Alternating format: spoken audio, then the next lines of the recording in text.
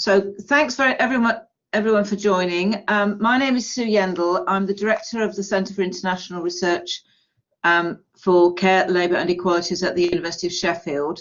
And I'm delighted to introduce our seminar speaker today, who is Professor Simone Leiber from the University of Duisburg-Essen in Germany, where she is Professor of Social Policy. Simone is going to speak to us today about private labour market intermediaries in the evolving market for live-in migrant care work between Germany and Poland, which is a topic of great significance and importance, and I'm very much looking forward to hearing her talk.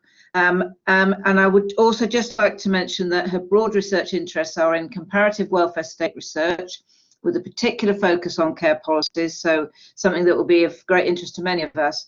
And she has a new book just out with the Policy Press, which she's co-edited with Ute Klammer and Sigrid Leitner, which is called Social Work and the Making of Social Policy, and that was published earlier this month. So some of you may be interested in following up on that. So perhaps I could now welcome Simone to offer her presentation. She's going to talk for about 45 minutes. Over to you, Simone. Hello to everyone from my home office in Cologne. I'm very happy to be invited to this interesting lecture series and to discuss with you a few research results from a project which has been carried out between 2016 and 2018. So this is pre-COVID research, but nevertheless, we might later have the opportunity to also link maybe the results to the current crisis, which is a topic that seems to overshadow many things at the moment. Thanks for the kind introduction, and Sue Yendall has already said that I would like to take you into the field of live-in migrant care work between Germany and Poland. I don't have to explain it in depth to this audience, just to let you know that really the research I will present during the next 40 minutes focuses on this particular arrangement of so-called live-in or 24-hour care. So that's a particular way how care is performed, and we use this term for foreign or particularly Polish care workers that for a certain period of time live within the household of a person in need of care, in this case a German citizen in need of care, and that is often referred to as so-called 24-hour care. And this is a growing phenomenon in Germany as well as in other countries, like for example Austria. I've seen that Michael and Veronika are also here, and they can maybe complement that in the discussion. So in particular in those countries where the role of the family, despite rather encompassing long-term care schemes or insurance systems, the role of the family is still rather strong. There, this phenomenon of live-in care is becoming more and more important. We don't have exact numbers. We have to rely on estimations, but estimations say that there are around 300,000 live-in migrant care workers in Germany.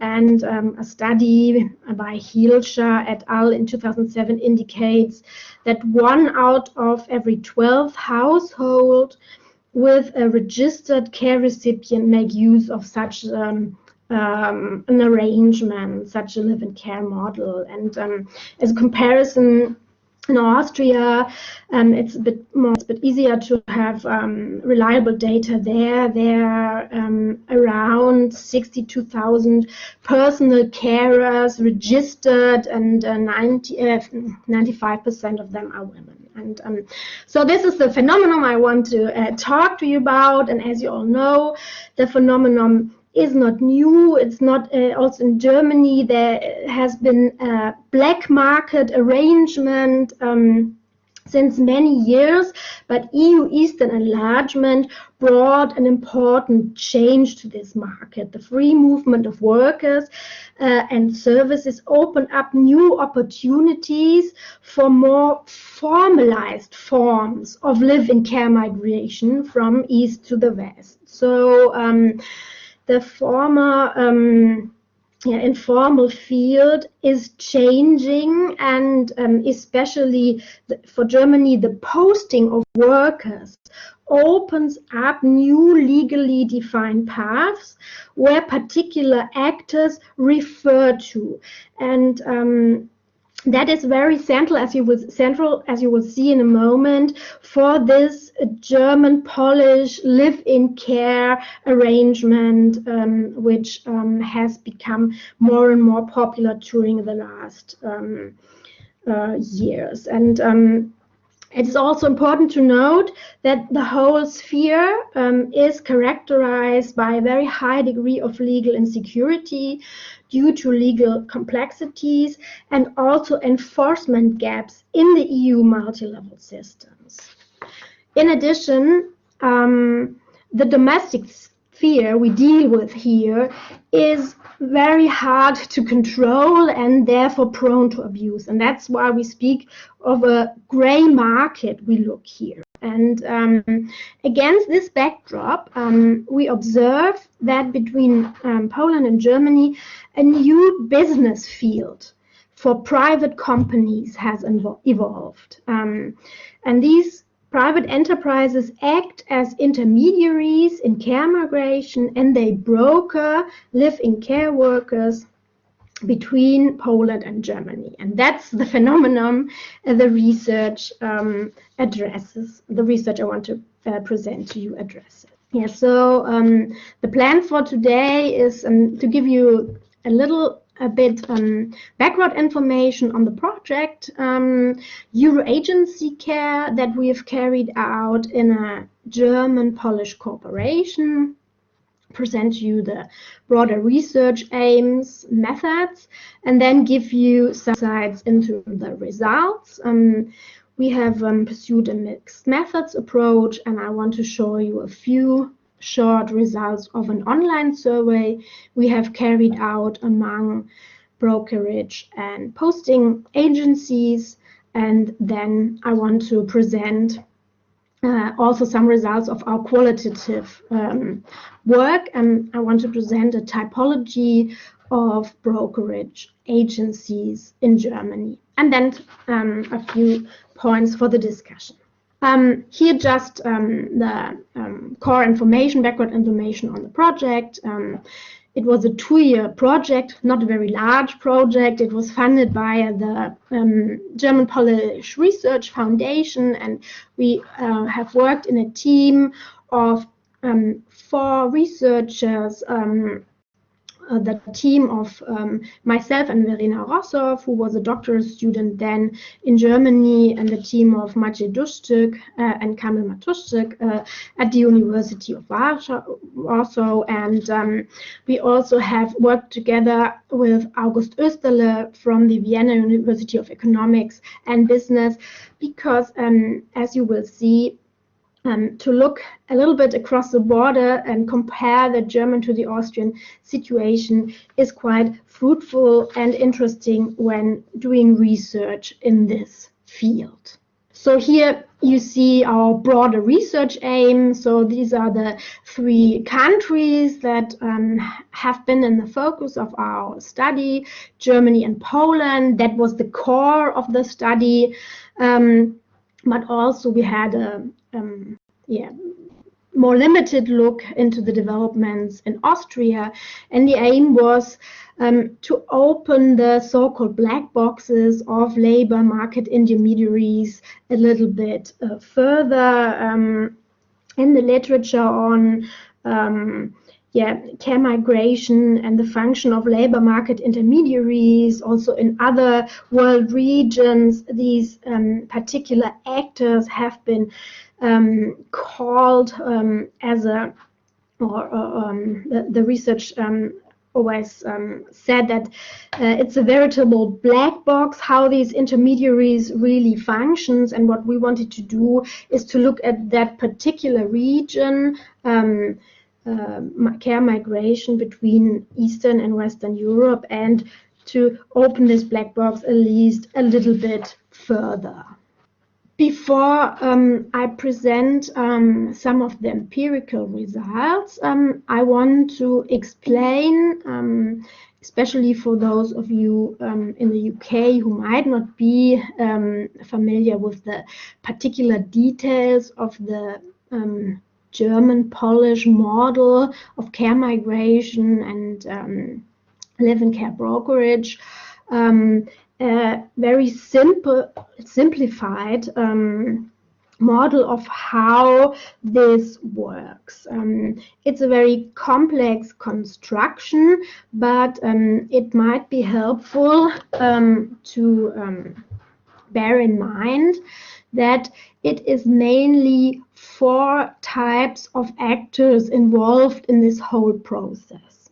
So here you can see on the one side, there's the receiving country, Germany in this case, where there's of course the household with an elderly person in need of care.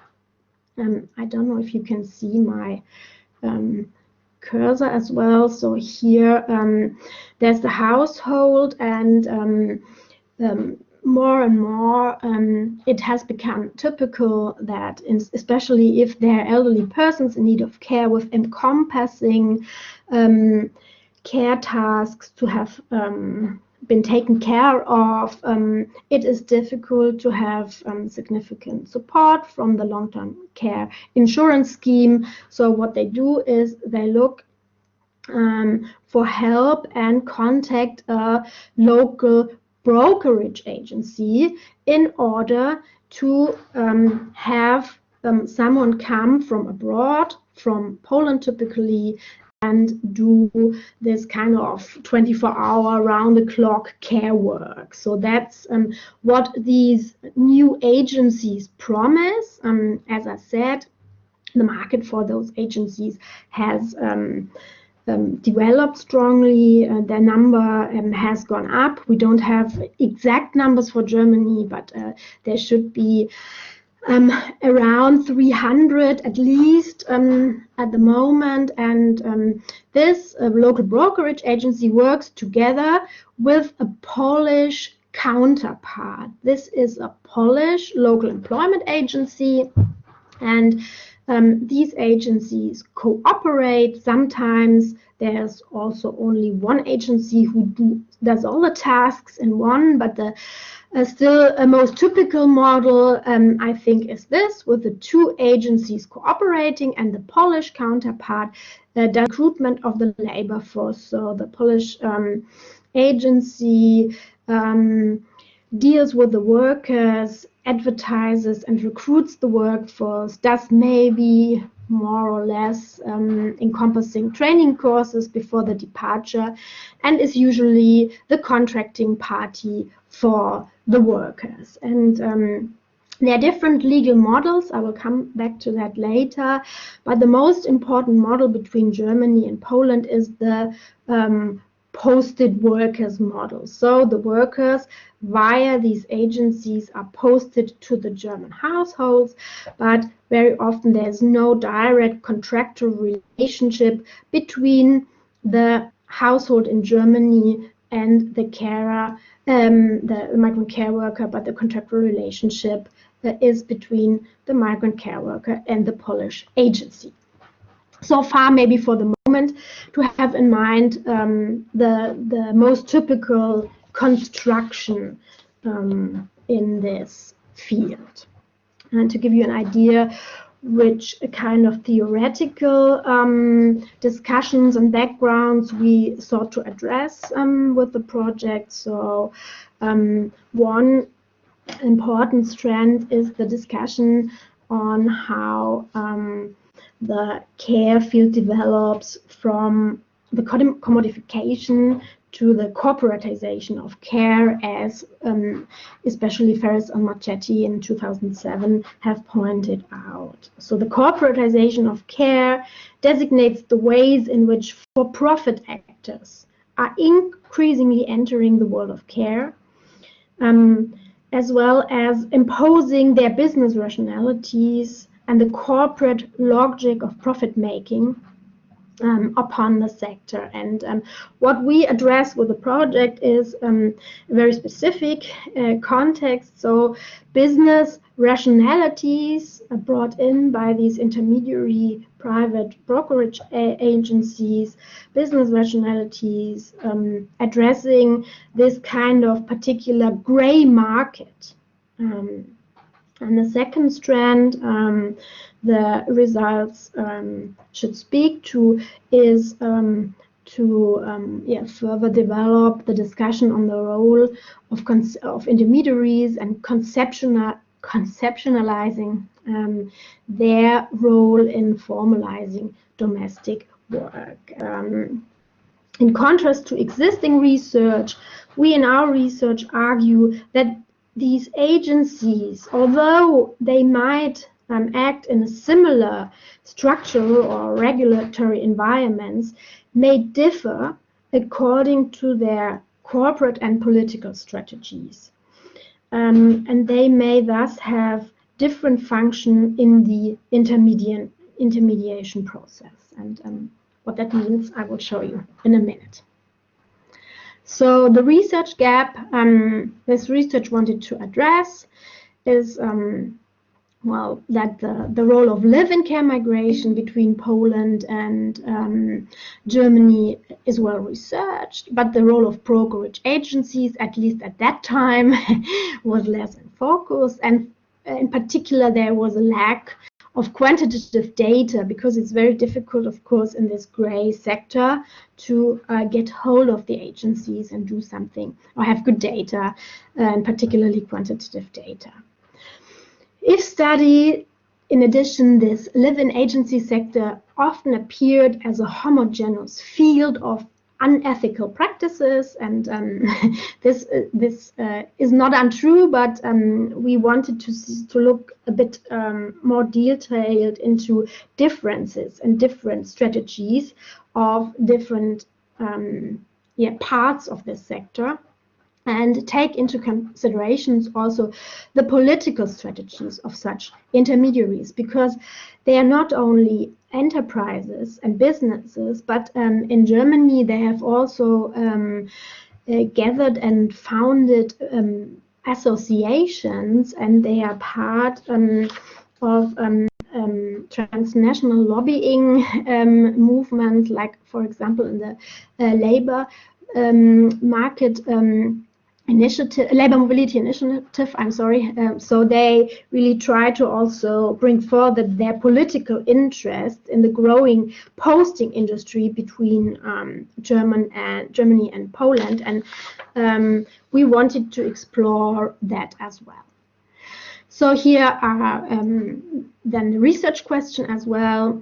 We wanted to explore, as I said, the current and potential role of these agencies, look at corporate as well as political strategies of them, and with this smaller comparison between Germany and Austria, it is also possible or interesting to look if it makes a difference for the market structure and the way the agencies work, if the destination country markets are more formalized, as it was in Austria, where in 2006, 2007, really a legalization process has been carried out, and this living care arrangements have become common ways of care provision, which are also funded by the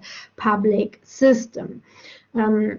As opposed to Germany, where this market is really not formalized, and there's no particular regulation or state regulation addressing this issue or this market. On the methods, I've already said, we have pursued a mixed methods approach. We have tried to do a quantitative online survey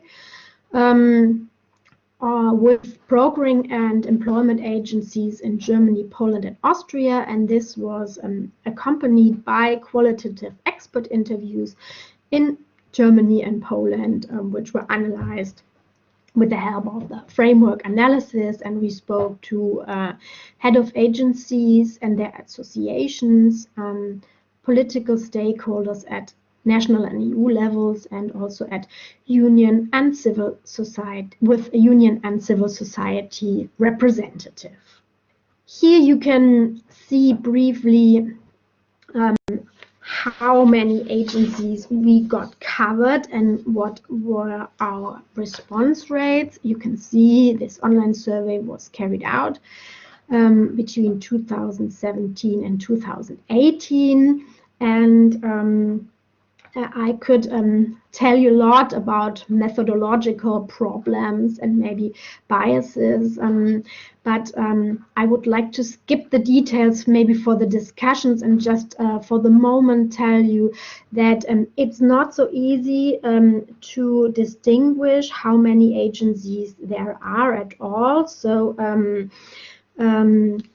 there's in Germany there's no registered data. In Poland there is registered data, but it's very bad. In Austria the situation is a bit better.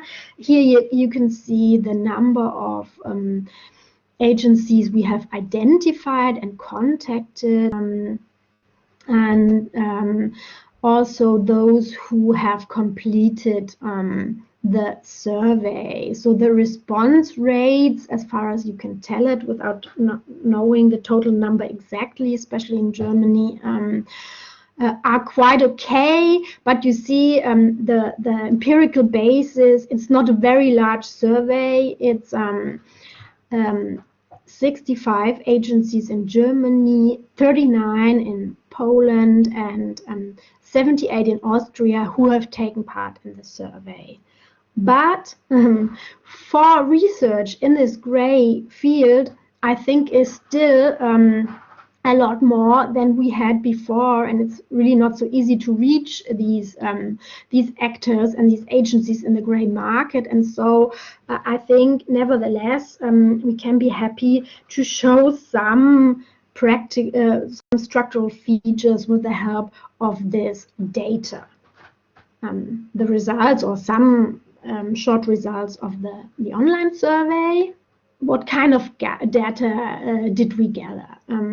For example, we have asked those agencies from which countries they recruit their workers and to which countries they send their workers mainly. And one of the messages of this slide is that we see that this live in care migration field is an all-European phenomenon, but here you can see from the agency we have asked that this Polish-German core is really important. So the German agencies we have asked and the Polish agencies we have asked, they were quite they all it became clear that Poland is the most important reference country for the German agencies and vice versa. So more than 80% of the German agencies recruit workers either only from Poland or with Poland as one partner among others. And so the large columns on the left really show you that Poland and Germany are at the heart of this phenomenon. But you can also see, of course, that the market covers other countries. For example, the UK is also mentioned by our Polish agencies. And in our qualitative study, it has become clear that the agencies also look for an expansion of the market. So, because on the one hand, because of labor shortage in Poland, they go further east, for example, to Ukraine, in order to recruit additional workforce, and on the other hand, agencies only seek to open up for new target countries, where especially the Netherlands and the UK were mentioned. It might be interesting to talk later about that with you, in how far there might be kind of spillover of this live-in model from the classical conservative welfare states also to other welfare and care systems. Here I wanted to show you that we have also gathered information on the legal pathways these agencies have used. We suspected that earlier, but we don't have a lot of data on that, what is really going on in these brokerage models. And here at least we could show that, as I have told you earlier, the posting of workers and the posting of employees is really one of the most important legal pathways which is used in this arrangement. So there are several legal paths and options. For example, you can have models where there's a self-employment of the care worker with business registration in Germany. You can have self-employment of the care worker with business registration in another country. Then you have different versions of posting. I don't want to go too much into the details now, but between Germany and Poland, there are two different ways of posting. One is based on the Polish civil rights law, and one is based on the Polish labor law. And this is important because the civil rights path, it contains less protection for the workers, even less than if there is posting via the Polish labor law. There could be employment of the care worker as employees in the German household, or employment of the care workers as employees by the agency. And what you can see here is that really the posting is the most important model, but there's also that is shown by the qualitative information. There's also a lot of flexibility and movement in the sector, and the agencies react to the legal environment. And for example, the revision of the Posted Worker Directive will probably lead to shifts and changes in the field, and the self-employment model might become more important in Germany in the future, as it is already the case, for example, in Austria. Last thing I wanted to show you from the online survey is that we also wanted to look a little bit into the problems of the field. Of course, reliable quantitative data on what really happens on the ground in terms of the legal application or legal breaches in the live-in care sector is not possible to obtain via such an online survey. But what we did do is we asked the agency on the problems they do perceive on the part of the German or Austrian households. And there were issues such as lack of relaxation times or imprecise needs assessment by the customers, overloading of care workers by household members, or physical, mental overload of the care workers. And these problems were quite often approved in the survey. For example, more than 40% of the agencies in Germany approved the problem of a lack of relaxation times. They observe this in the German households, and you see that despite the legal framework in Germany and Austria is completely different. So in Austria, it's really regulated, the market, and it's funded by the state. The problems perceived on the part of the agencies concerning what happens on the household levels does not look so much different, or the picture appearing here does not look so much different. And of course, it's limited what we can show with our online survey, but this is really well in line also with other research and research others have done in the field. To summarize the first part of showing you our results, the results from this online survey, which could, I hope, at least a little bit shed light into this gray sector, and of course mainly in a descriptive manner, gather information on some of the structural feature of this market and how these agencies operate. And what is interesting is that despite really significant differences in formalization and with regard to other aspects, for example, the main legal models, the regional focus, despite these differences between Germany and Austria, we find also remarkable similarities between the two countries, especially as far as the problems at the household level is concerned, and as far as basic market features are concerned. So the way the agencies operate, the overall small businesses character of these agencies.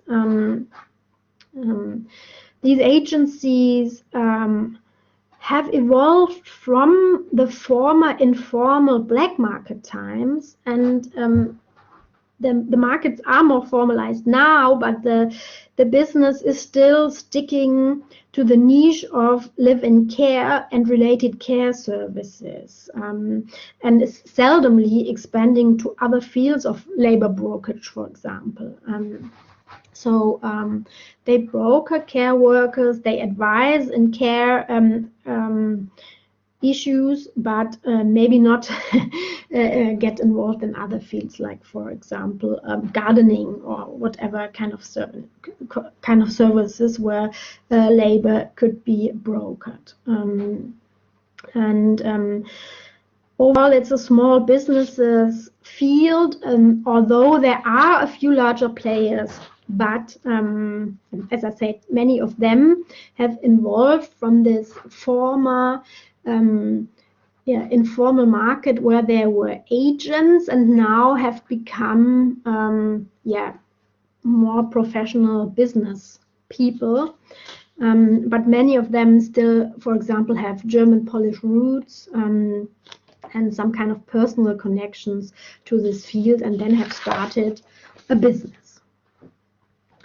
Okay, so far on the quantitative results, and now I want to go a bit deeper into how these agencies operate, and highlight the differences or the heterogeneousness of the market, heterogeneity of the market. What we have done in our research is that we have done the interviews and analyzed them with the framework analysis, and what we found is really that the market or the brokerage companies differ not only according to their formal features, like for example the company size, but also as regards their strategic positioning in a legally uncertain multi-level governance environment. And I have to say now that this typology, with this typology, I only refer to the German brokerage agencies. So it's only the one side of the coin in the picture I've shown you in the beginning. On the part of the policy agencies, I would argue that the market is similarly heterogeneous, but it wouldn't be an identical typology. These Polish agencies, who are those recruiting or posting agencies, they function a bit differently in the model, and for reasons of time, I will stick to the German results now. So what we have done is we have distinguished three main types of agencies and developed detailed criteria, and that's what you can see in the small table there. But in this presentation, I cannot go through that in detail. Who is interested is invited to read it in our publications, but I will now give you a kind of brief summary of those main types, and please ask during the discussions for the details. This typology distinguishes between three different agency types. As I said before, we want to underline that this market is much more heterogeneous than anticipated before. And we say that there are so-called minimum effort players, then a few very proactive pioneers leading a certain market segment that claims for itself to be the quality segment in this field. And those pioneers, they also have quite a few followers who are not in the first row, but nevertheless part of the self-named market segment for higher quality. And that is nevertheless crucial for the overall strategies in the market. Let me first come to the minimum effort player. They presumably present the vast majority of the market, and they rather operate below the radar of public visibility. This means they pretend to offer legal services, but possibly the contractual elements are rather precarious. Also, they are not specialized, and the main competitive mechanism of these players are the low prices. Also, their perspective for the business is rather short term. So if, for example, there's a legal change, if the posted workers directive is reformed even stronger, they might terminate their business.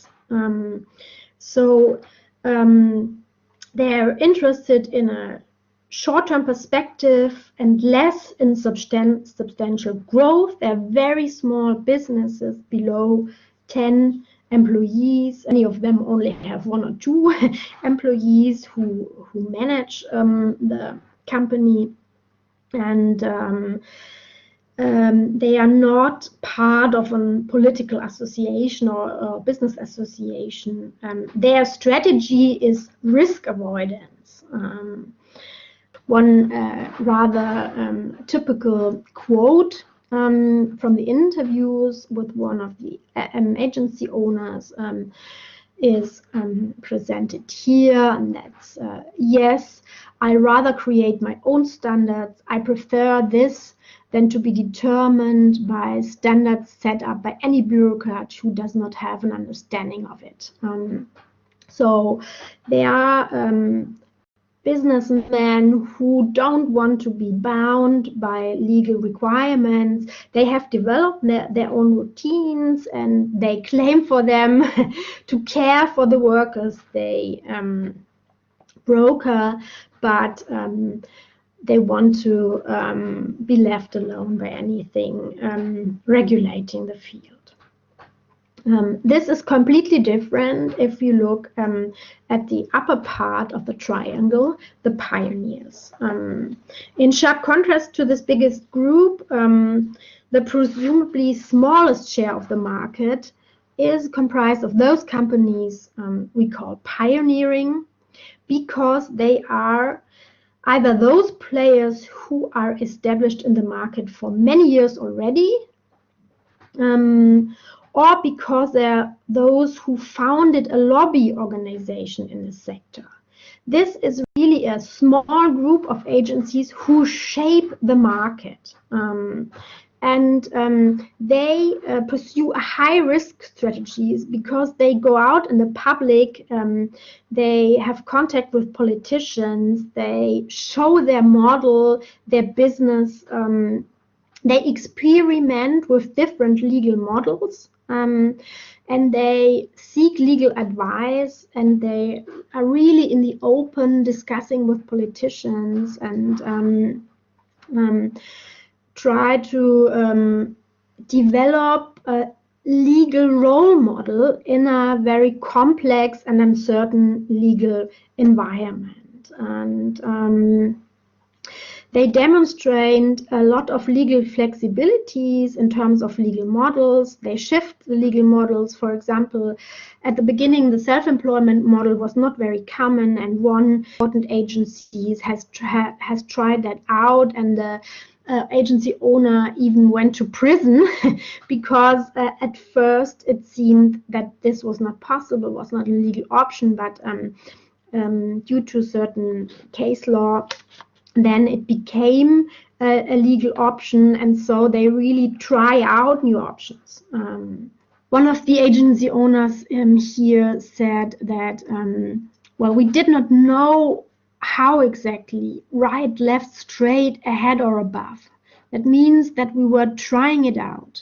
And then the best experiences, results, best practice, this we try to implement in our system. So this is a quote which would underline the proactive approach of these agencies. And then finally, the followers,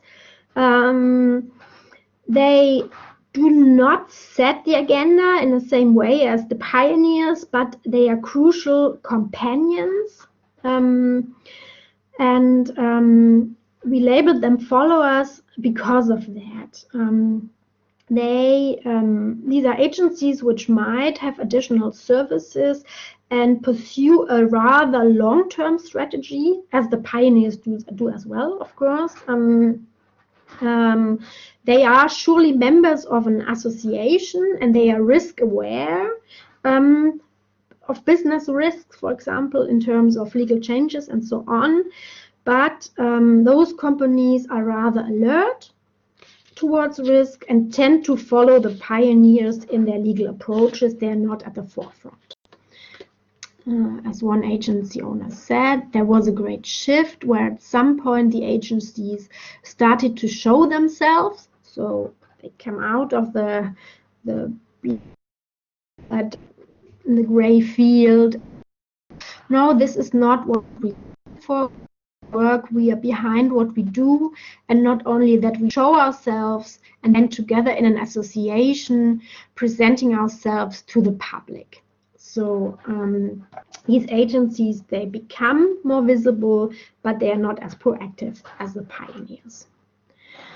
Okay, so far I hope this small picture of the triangle underlines what the market from our perception might look like. So a broad base of minimum effort players in the gray field, and the others, they try to leave behind them this image of a gray sector, but that doesn't mean that it works in every aspect, and it doesn't mean that having live-in care migrant care workers brokered by the pioneering agencies, that this doesn't involve legal problems and does automatically prevent exploitation. So that is not the case. That's not what we can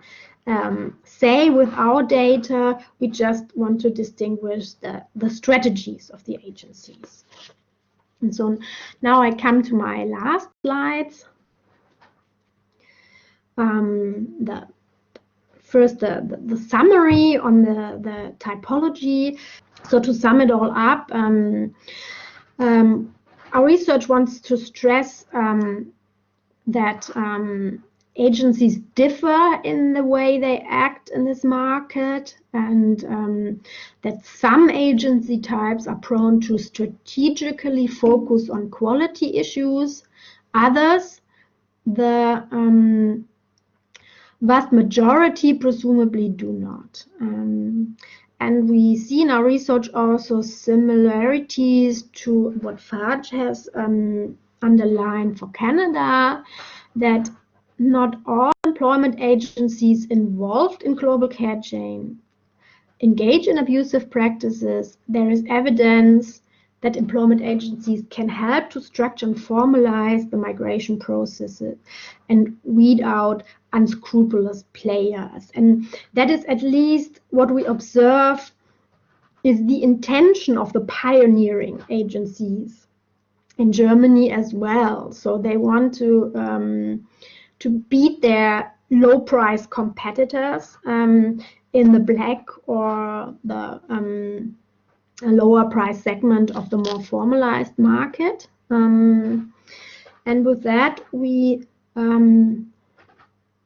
may underline a more nuanced picture of the role or the potential role of such intermediaries in the process of labor migration brokerage. We have stressed the differences between how these intermediaries may operate. And now I would like to open up the discussion with just pointing out to a few questions that might be interesting generally in the field after having looked at what we have observed. The first question that might be interesting is the question in how far do these agencies really make a difference for decent care work? Starting or coming from our results, I would say that they could do a difference, but they will not do so automatically. So we have found that there are some agencies who might play an important role, for example, in how the care networks are managed, but they don't do it automatically, and state intervention is anyway needed in order to control how these agencies work. And the Austrian example might be interesting for that as well, where there's an important discussion going on how the agency market could be regulated more strictly.